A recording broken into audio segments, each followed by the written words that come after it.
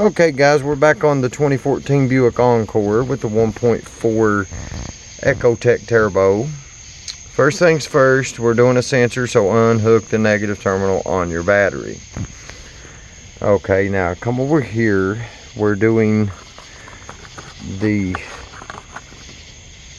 engine coolant temperature control sensor, or engine coolant temperature sensor. Yeah, my bad. Okay, we got to remove the intake hose, and this hose we'll just prop him back out the way under my tool bag. Sorry you guys, had to put you down in there for a moment. Okay, now the sensor we're trying to get to is down here, right there underneath this hose, and you can see it right there. Okay, that's what we got to change out. Now keep in mind, you need a pan underneath there because you're going to get coolant coming out when you pull the sensor out. Hopefully I can get it quick enough to it don't run all of it out. But if it does, it is what it is. But yeah, we got to take that out, put the new one in, and then hopefully put all this back together. And I just hope that once I get this bad boy in, that the check engine light's finally off for good and I have no more ailments. Yeah, this little rubber gasket on the back tells you there's some sort of coolant on the other side of it that you're going to have to seal. So that's the purpose in the little O-ring. You make sure you got that, and make sure when you put it in that you get this positioned towards the area it is now, which is more or less pointed towards the driver's side of the car, so you can easily plug it back in to the plug-in there for it. It's coming from the driver's side area. So yeah, you want it facing the driver's side when you get it in there. And so yeah, just keep that in mind. And remember to have you a pan under there, because if not, you're going to run a lot of poisonous material out on the earth, and nobody really wants to do that. Okay, you guys, looking at it here, I've got it now. I've come to realize there's a little pin once you unplug your electrical plug-in from it here. There's a little pin you can feel that's in. I can feel it right over top of the piece that is bent. It's like the little plug-in area. I can feel it right over top of that. So I'm gonna have to get, I guess, get me a small screwdriver, maybe pocket knife, something short that I can fit down in that area, and just kind of pop that up out there. It's a pin kind of like in this hose right down here. It's yeah, so just know that you're going to have to pop a little pin out of it to get it to come out. It's like a little cotter pin. So yeah, I just wanted to point that out while I was messing with it. Now let's go ahead and get that out of there. Okay, here you go, guys. I found a way to show you the pin really well. Okay, there's the pin I was talking about.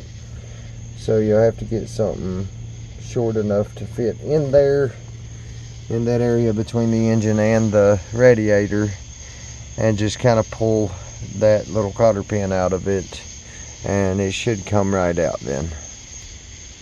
Okay, guys, I found the perfect cotter pin removal tool. It's right here. It's every country boy's best friend, the trusty old pocket knife with a shorter blade. But that worked to perfection. I had to pull it out just enough so I could get my finger in there and actually go ahead and pull it the rest of the way out. So with the pocket knife, you're just going to be able to get it so far out because it is in such a hateful spot to get to. So yeah, you can get it far enough out to get your index finger underneath it and pull it the rest of the way out. So a pocket knife with a shorter blade works just fine.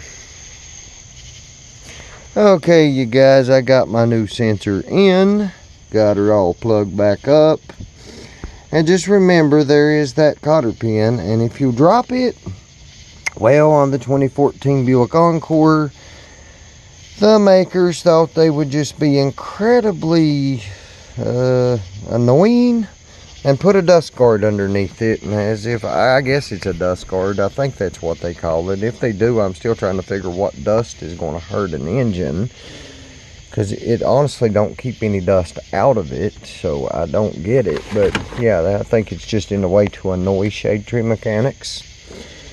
But you know, it is what it is. Encore decided it was necessary, so it's there, and yeah, no matter how bad it annoys me, it is what it is. So yeah, if I can get this back on, we will be done with this job, and we will be able to get a check engine light off finally, and then go get my car legal. Because of course, you know, if we can limp them along and we can do something just to get us there, that's one thing. But then when you need inspection stickers and all that, you got to make sure there's no check engine lights, blah, blah, blah, blah. Everything to drain our pockets in today's society with gasoline nearly $5 a gallon still. Yeah, we could use a brake, but you know, that's just not too easy to come by. But it is what it is. I got it done. That's actually not that hard of a job. So it looks like it's going to be a real pain, but it's actually honestly a little easier than I thought it would be. But yeah, and here's the best cotter pin tool in the world. Just a good old trusty pocket knife with a short blade. If you got one, you're blessed enough to get that out in no time. If not, you need to go buy you one. Every man, every countryman especially, should have him a nice pocket knife always in his pocket, if it's, you know, allowed by law. Where you're at, just depends. But yeah, it's a successful sensor change. And now let me get my intake hose back on, and then fire this bad boy up, get my batteries terminal back on, fire it up, and be done with the check engine light and using more fuel. Don't you love that? They have it designed now to where if you got any little sensors bad, this is the bad sensor, if you got any bad, then they're sure to make the engine misfire. So then it wastes a little fuel, and you know, everybody just wanting to waste some fuel nowadays, of course. You know, why not? But yeah, now let me get this bad boy back together and get ready to fire it up and have it run right for the first time in a while. Okay guys, job well done. Until next time, good luck, and let's keep these cars running and say heck no to the garages.